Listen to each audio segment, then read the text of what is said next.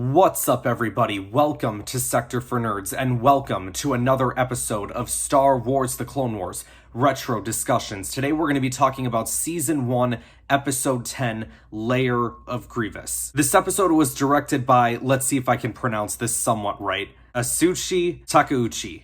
I'm like 90% certain I butchered that name, so I apologize. And the episode was written by Henry Gilroy. The cookie for this episode: most powerful is he who controls his own power. Before I turn it over to Intro Guy, make sure you guys like this video and subscribe to the channel. Help me reach my goal of 1,000 subscribers here on this channel. And if you guys could, head over to my other YouTube channel called Top 10 Character Moments and subscribe there as well.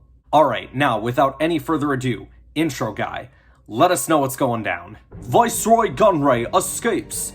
En route to Coruscant to stand trial for war crimes, evil separatist leader Newt Gunray has broken free of his Jedi escort. With the help of Count Dooku's sinister agents, the villainous Viceroy has made a daring getaway.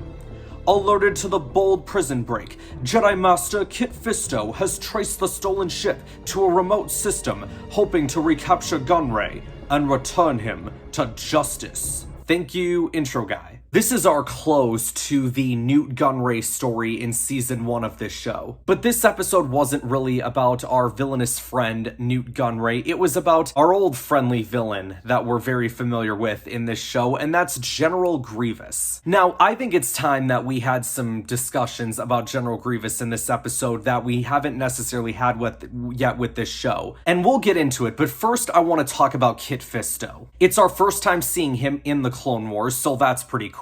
Voiced by Phil LaMarr, who voices several characters in the Clone Wars show, including Bail Organa. One of the things that always stood out to me, like watching this, is that Kit Fisto looks a lot more, what's the right word? Like, not as ugly looking as you would see him in, like, Revenge of the Sith or Attack of the Clones. And one of the things from the featurette that I really enjoyed was them talking about making Kit Fisto look more heroic, which I completely get. He looked very cool in this animation. Honestly, when you watch Revenge of the Sith, it kind of looks like he's out of shape. We're not only introduced to Kit Fisto in the show, but we're introduced to his Padawan as well, Nahdar Vebb. You can kind of tell at like the start of this episode when they're going to the lair, right? And they're like, all right, the entrance is sealed. And the commander's like, the clone commander says, we specialize in making entrances, sir. And Nahdar just steps in like, this'll make less noise. And they're both kind of like jumping at the bit to go forward. And Kit's just the one that's like, all right, patience, both of you. Like, second look usually pays off. And that's where Kit figures it out. And then once we get to the part with the battle droids, right? Like, you see Nahdar, like, after he's already cut up a battle droid and he's, like, dead,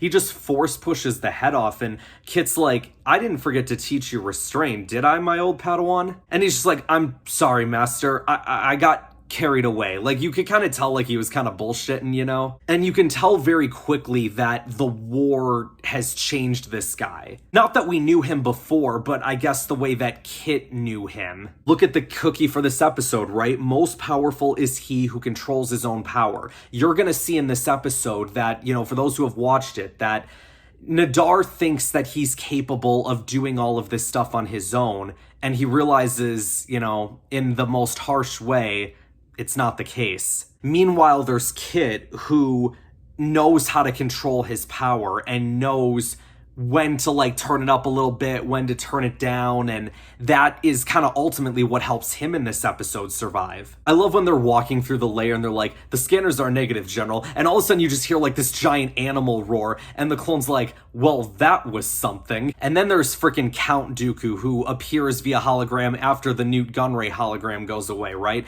And they say like, oh, the tracking beacon, they knew we were coming. And Kit's like, look, I should have known that Gunray wasn't here. At the first sight of us, he would have ran off screaming like the coward he is. And Dooku's like, you know what, I'm sorry you guys came so far to be frustrated, but you know what, while I may not be able to give you guys the Viceroy, I can offer you an alternative prize. And it's like, huh, okay, where are we going here? Now, granted, when I watched this episode on Cartoon Network, I remember watching like a trailer for it before the episode aired, so like I knew that Grievous was going to be involved. And if you look at the title of this episode, Lair of Grievous, you know darn well it's going to be about Grievous. But I honestly would like to see like when people picked up that it was Grievous, for those like, let's just say that didn't know. Because you see these Kaleesh warrior statues, and it sort of represents like the further you go and the more statues you see, like you see some of them with more robotic parts, and just like the more time goes on, the more this guy changes. And of course, they get to the room with all his spare parts, his legs, his arms, his head. And they go to this one room where he has like all these trophies taken from the Jedi he's murdered. I would have liked to have seen some of that on screen, by the way. Grievous contacts Dooku, and Dooku's like, the ongoing stalemate in the war has become unacceptable. And that was like, oh wait, there's a stalemate going on? Okay, this is news to me. And Grievous has got a point. Like, you expect victory over Jedi, but all you give me to fight them is battle droids.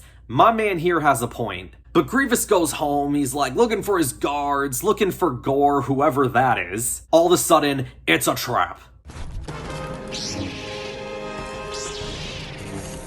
Welcome home, General. I'm afraid I must request your surrender.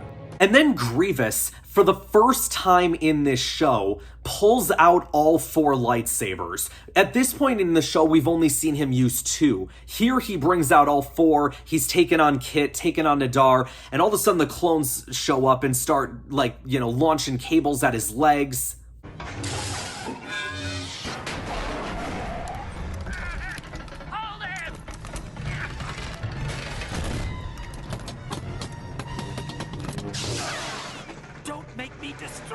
And Grievous is like crawling around everywhere. He's still defending himself, to his credit. He eventually gets away, and Nahdar's like, the clones got in the way, I could have taken him. Him being a little arrogant. And then we get that one medic droid, EVA-4D, who was voiced by David Acord, one of the sound designers on the show who works with Matthew Wood, who ironically voices General Grievous. This is like the one droid that could actually get away with like messing with Grievous and not die. Because every time it happens otherwise, like Grievous is like knocking their heads off and stuff, but this guy's just sitting here like, look what you let those Jedi do to you. You're a walking scrap pile. Don't be upset with me, Master. If you were a better fighter, we would not be having this conversation. If ain't that the truth. What happened to my bodyguards? They were remotely deactivated for recharge. I thought you did it. But then it gets to the point where Grievous starts using his lair and turns it into like a haunted mansion. Stand firm. There might be worse things here than Grievous. Looks like you're right about that, sir. Gore was a crazy-ass creature, by the way. And then, like, as this is going on, we see Grievous getting repairs from this droid, and we see the droid start to take off his head, but they don't show what's under it, which I do kind of appreciate that mystery a little bit, you know? I would very much like to see a General Grievous backstory. I was having a chat with a friend about this the other day. That's a Tales of the Jedi story waiting to be written, or maybe perhaps a Tales of the Sith show. But alright, here's where I really want to get into Grievous, because this is where I feel like we're at a point now where General Grievous has lost so many times. I mean, who am I kidding? Every time he's been on screen so far in this season, he has lost. And that is not the Grievous that we saw in the micro series. It is very much 2 completely different characters. Like the Grievous in the micro series, while he may be a coward like he is here, he is very much a skilled warrior. And we see him taking on 5 Jedi at once, and not only doing that, but actually winning. Here he's getting his butt kicked by everybody. And I remember even watching this at 8 years old, like having these thoughts a little bit, just like, man, like Grievous is like always losing. Not that I'm sitting here rooting for Grievous, but like, I just, again, thinking back to the micro series, the man was always winning. But then I thought about it, like especially at that time, you had an opportunity to do something, because this scene that I'm about to talk about is so incredible in my opinion, and hopefully I can enlighten you guys on like how truly incredible this scene is and how they could have had an incredible follow-up to it, but they just never did. And so Grievous at this point, he's so frustrated because he's like, all right, let's see if Gore's finished playing with the Jedi. And then he looks at the screen and Gore's dead and he's so upset, and Dooku contacts contacts him. He's like, so, General, I heard that the Jedi infiltrated your lair. You know, your recent defeats at their hands have kind of shaken my faith in your ability to lead the droid army. General, I understand the Jedi have infiltrated your lair. Your recent defeats at their hands have shaken my faith in your ability to lead the droid army. I'm sure you can understand my need to reassess your effectiveness. Grievous takes this so personally. He's like, you deactivated my guards. You let the Jedi in here. Also, you could test me? And Dooku's like, look, man, nothing personal. I just hope you emerge victorious. You know what I'm saying? And Grievous is like, ha, okay. Turns off the transmission and goes, all right, Count, I'll play your little game. And I remember sitting there like in my head at 8 years old like, yes! I do hope you emerge victorious. It's time for you to prove. Oops. All right, Count. I'll play your little game.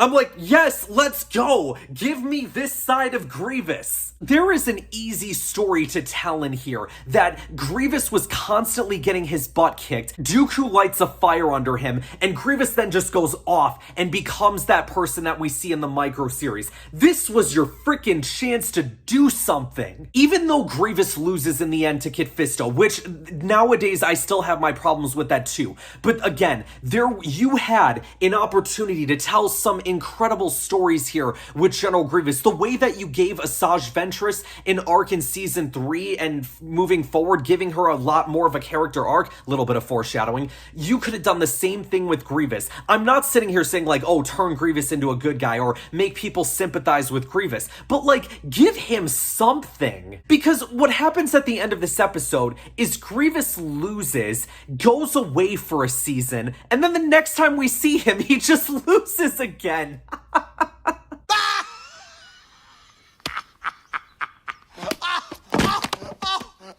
I'm sitting here like, oh my gosh, there's room for improvement. All right, I think we're gonna see like some kind of crazy ass thing where Grievous goes after Dooku. Maybe we get a like training montage with Grievous and Dooku like we see in the micro series, them training together, and that lights a fire under Grievous, and we see this side to him that we see in the micro series, but then it just never happened. This is the one thing that I feel like if George and Dave dropped the ball with anything in Clone Wars, Grievous has to be that number one thing. And I'm not even sitting here saying it was intentional for them to make Grievous a badass. Look, I understand full well what George Lucas was trying to do, right? There's that line that Mace Windu says in episode 3, General Grievous will run and hide as he always does. He's a coward. George very much wants to establish him as a coward. And perhaps, you know, maybe he's not that powerful because he doesn't have the Force, but I love the idea that someone who doesn't have the Force could be taught by someone with the Force to take on the Jedi. I think back to that incredible speech that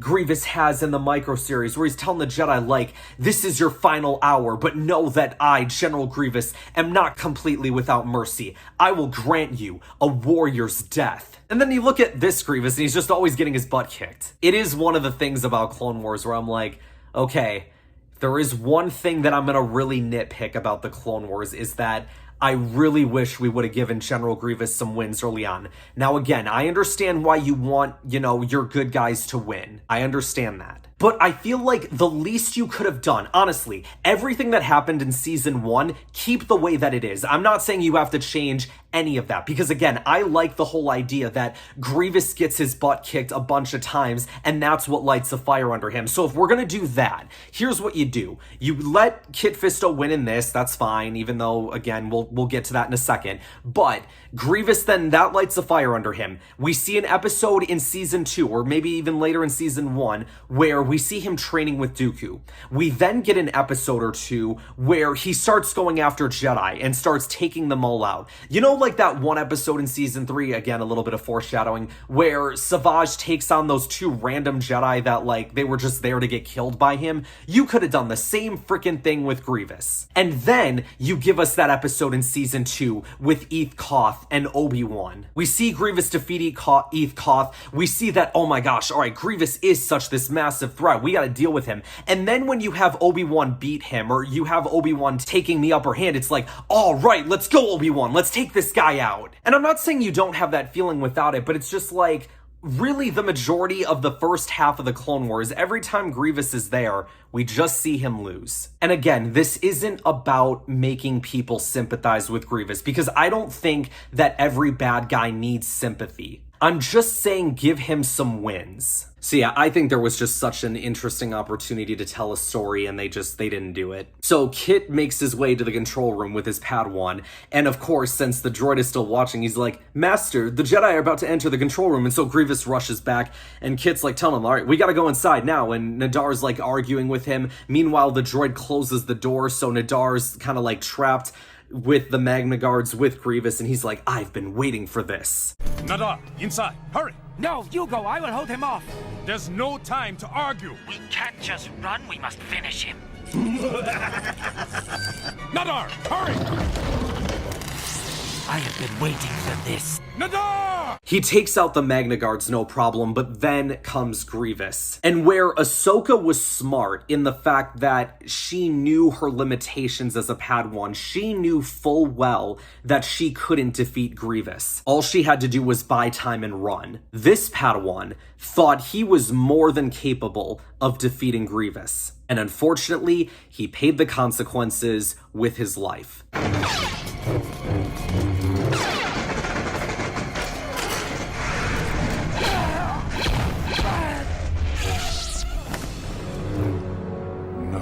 So then we get to the Kit versus Grievous fight. Grievous pulls out all 4 lightsabers. Kit's jumping around everywhere in the smoke trying to get the upper hand. One thing that I really loved about this fight is the fact that Kit was able to pick up Nahdar's saber. It kind of reminded me of when Ki-Adi-Mundi picked up one of Grievous's sabers in the micro series, but I felt like this had more meaning behind it because he didn't just pick up any lightsaber. He picked up the lightsaber of his fallen Padawan. Good job. But then we get the next part of this fight where Kit takes it to Grievous. And he takes Grievous down. And I remember watching this at 8 years old. I legit remember this like it was yesterday, where he takes Grievous down and I'm like, oh my gosh, he got him. But then he just stands there and does nothing. I'm like, what are you doing, Kit? What are you doing? And Grievous gets back up and starts fighting him again. And I just sat there like, why would you let Grievous back up? And again, this is coming from the person who was a massive fan of the micro series, because like I sit there watching this, I'm like, dude, if Grievous gets taken down in the micro series and you don't capitalize, you ain't getting a second chance to do anything. You're done. You take any opening that you have against this guy and you take it. But Kit was content with just doing him. And again, it does kind of go back to the part of this episode, right? The cookie that we're supposed to take away. He who knows the limitations of his power is able to use it best, right? And Kit was like, you know, he wasn't going overboard. He wasn't being aggressive. He just knew what he had to do to take Grievous down, what he had to do to defeat him. And to his credit, he would have beaten him. The Magna Guards end up throwing away the fight because they get involved, and then Kit makes his getaway by, first of all, letting out that good old-fashioned smile that we all know him for. Between Attack of the Clones, the micro series, you know. Here he lets it out and he jumps, does a little bit of a backflip, jumps onto his ship. Let's go home, 6. Little attempt at a Kit Fisto impression there. And then, of course, we get the whole Grievous arguing with Dooku thing again, and Dooku's like, oh, you didn't kill him, so I guess there's room for improvement. And by improvement, I mean we're gonna wait a whole season for you to come back, we're gonna let you do your thing again, and then you're just gonna lose again. Like I said, I don't have much to complain about when it comes to the Clone Wars, because this show was my everything growing up, but I feel like the older I've gotten, the more that I've gone like, yeah, they definitely dropped the ball with Grievous a little bit. Like, people can sit there and claim like, oh, but he killed everybody else, like they were defeated, and it's like, yeah, I mean, okay, but like, it's also clones, and it's like a Jedi Padawan. Again, I would just like to emphasize, here he is killing clone troopers and a Jedi Padawan. In the Clone Wars micro-series, this dude took on several Jedi Masters, 2 of which were on the Jedi Council, by himself, only using 2 lightsabers and still won. You guys get where I'm coming from, at least. Yoda ends the episode by saying, "In this war, a danger there is of losing who we are." And that's very much what happened with Nahdar. But at the same time, I think there's a little bit of foreshadowing here as well.